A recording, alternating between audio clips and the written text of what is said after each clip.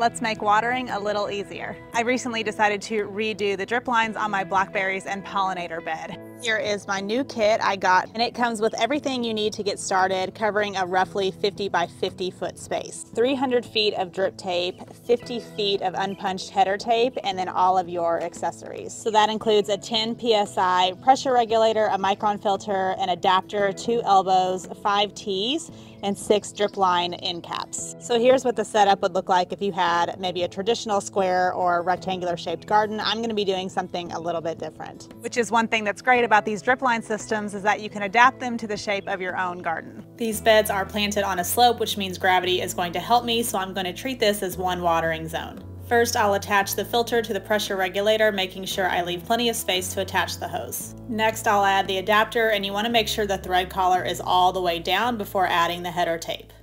Next, slide on the header tape as far as it will go and then tighten the thread collar. Give it a little bit of a tug to make sure that it's secure. Next, I'm going to add a T-connector, and I like to secure my connections with a landscaping pin. This setup will allow me to run 2 lines down this bed.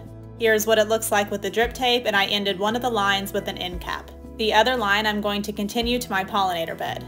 Switching back to that header tape, I added 4 T-connectors and an elbow. Then I added drip tape to all of those connectors. Drip tape is flexible, so you can easily curve it around existing plants. I also like to loosely secure it with some landscaping pins, but be careful not to pierce the tape and leave room for it to fill with water. After adding an end cap to each of those lines, I am finished.